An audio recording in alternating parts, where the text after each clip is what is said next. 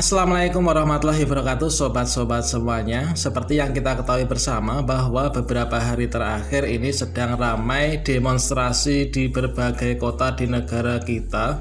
Demo tersebut adalah penolakan terhadap Undang-Undang Omnibus Law Cipta Kerja.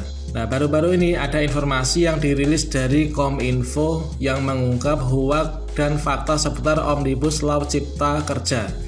Dikutip dari detiknews.com, beredar hoaks seputar pasal Omnibus Law Undang-Undang Cipta Kerja atau Ciptaker. Berikut ini adalah sejumlah fakta sesungguhnya dalam Undang-Undang Ciptaker yang diungkap Kementerian Komunikasi dan Informatika atau Kominfo.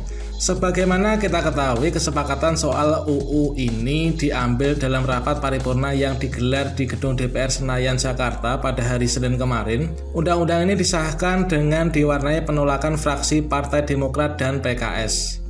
Meskipun Undang-Undang Cipta Kerja telah disahkan, sejumlah protes yang menolak undang-undang masih terus berlangsung, bahkan beberapa protes berujung ricuh. Namun sayangnya ada sejumlah hoaks terkait pasal-pasal Undang-Undang Cipta Kerja. Berikutnya adalah sejumlah fakta sesungguhnya dalam Undang-Undang Cipta Kerja yang diungkap Kominfo. Yang pertama, soal tenaga kerja asing.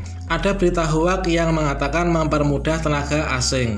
Sementara faktanya, Pasal 42 menjelaskan bahwa peraturan soal tenaga kerja asing tetap sama ketatnya. Harus disertai dengan rencana penggunaan tenaga kerja asing atau RPTKA hanya untuk jabatan dan dalam waktu tertentu serta tidak boleh menduduki jabatan personalia. Yang kedua, soal pesangon. Ada berita hoaks yang berkibar. Nilai pesangon, penghargaan masa kerja, dan uang penggantian hak dikurangi. Sementara itu, faktanya sebenarnya pasal 46A dan pasal 46D menjelaskan bahwa pesangon justru ditambah dari pihak pemerintah jaminan kehilangan pekerjaan atau JKP berupa uang tunai, peningkatan keterampilan, dan penyaluran pada pekerjaan baru. Untuk yang ketiga, soal status pekerja kontrak. Ada berita hoaks yang mengatakan status pekerja kontrak seumur hidup, tidak ada batas waktu kontrak. Sementara sebenarnya faktanya pada pasal 59 ayat 3 justru bisa memaksa pemberi kerja mengangkat karyawan kontrak menjadi karyawan tetap. Sedangkan pasal 61A menyatakan ada uang kompensasi saat kontrak berakhir, sebelumnya itu tidak ada atau tidak diatur. Yang keempat, soal outsourcing. Ada berita hoaks yang mengatakan outsourcing bisa diterapkan untuk semua pekerjaan. Padahal faktanya pada pasal 66 ayat 6 perusahaan alih daya atau outsourcing tetap mengikuti Permenaker 19 tahun 2012 yang dibatasi untuk 5 jenis pekerjaan. Yang kelima, soal jam kerja. Ada berita hoaks yang mengatakan waktu kerja terlalu eksploitatif. Padahal faktanya pada pasal 77 waktu kerja tetap sama, sedangkan pasal 78 menyatakan pekerja bisa mendapatkan tambahan penghasilan dengan jam lembur sampai 18 jam dalam 1 minggu. Yang keenam, soal hak cuti.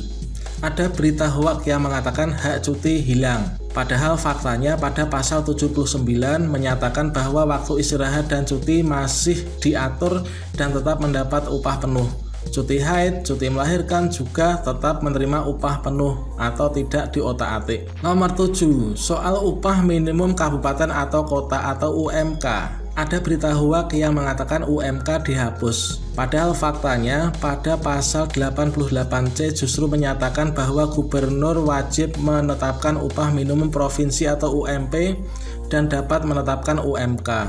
Demikian informasi ini, semoga kita sebagai rakyat yang cerdas dapat berpikir dulu sebelum kita melakukan tindakan. Sampai jumpa. Wassalamualaikum warahmatullahi wabarakatuh.